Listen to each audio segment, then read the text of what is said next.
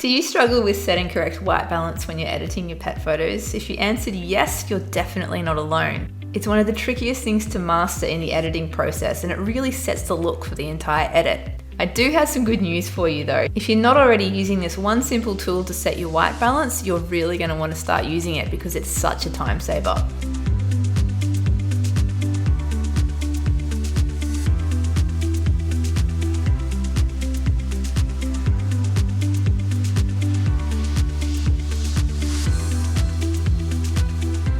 Hi, I'm Charlotte Reeves from Unleashed Education, and you've tuned into another editing toolbox video where we share one quick tip, trick, or technique to help make your pet photography editing life easier. So I have a blog post, I'll link to it down below, and it's called 10 tips for setting perfect white balance. So I've got a whole range of tips there. This is just one of them. So I always shoot on automatic white balance when I'm doing my pet photography sessions, mainly because the light changes so much as I'm shooting.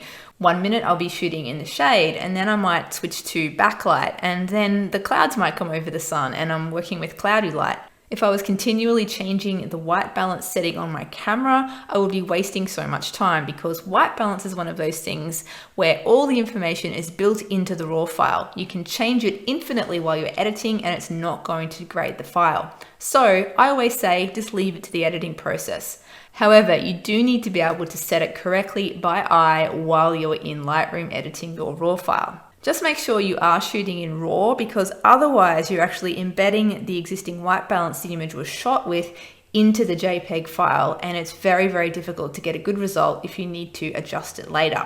So always shoot RAW. Now, another thing that you could do while you're shooting, and this is something that a lot of people do, usually across different genres other than pet photography, is shoot using a gray card. So basically, you're just holding up a card that is gray in front of the subjects as you're shooting, and then you can use the white balance selector here in Lightroom and click on that and get perfect white balance. Now, who has time for that while they're shooting? I know I certainly don't. In the chaos and mayhem that is a pet photography session, there's no way I'm going to have people holding up grey cards in front of my subject. I need all the time that I can to catch those great expressions. So if you do have an image where you have white on the dog, you can use that white as a grey card.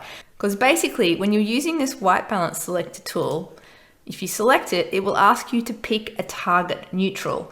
Now, that would be the grey card if there was a grey card in the image, but in the absence of a grey card, you can still click on something in the image that should be neutral. So neutral means no color casts. With white fur and white fur that is receiving nice clean light, you can use that as your target neutral. So with this image here of these 3 dogs, these are my dogs, you'd be looking for an area of white fur that is receiving clean light. Now, if you do open up the side panel over here, as you move the mouse over these white areas, you will get a little preview here over on the left of exactly what it's going to change to if you click on that particular spot. So as you see, if I move it over Opal's head, see how beautiful the white balance becomes. It becomes much warmer, much more true to life. If I go into a different area, say I zoom in, grab the white balance selector tool back again. By the way, you can just press W on the keyboard to grab that. And say I click somewhere on white fur that's not receiving clean light. So let's go under Enzo's chin here. So as you can see, it's got a bit of a greenish tint at the moment, and you'll see in the little preview pane over on the left how magenta it's making that image. So it's actually overcompensating for the green color cast that it's detecting.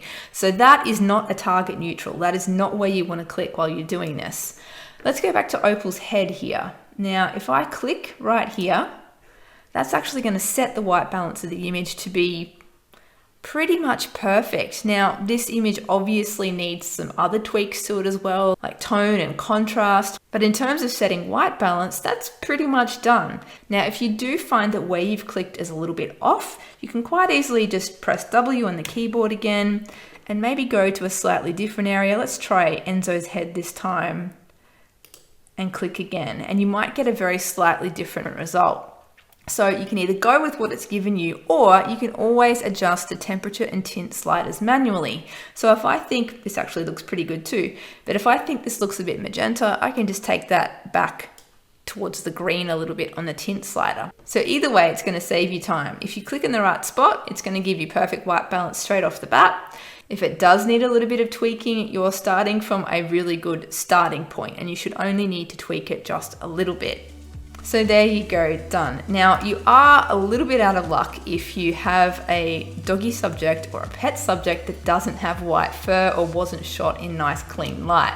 That's when it can get a little bit tricky. But for that, I've got that blog post, those 10 tips for setting perfect white balance. So you can go through all of those 10 tips and there will definitely be something in there that will be helpful for you. Have fun editing your pet photos and I'll catch you for the next editing toolbox soon.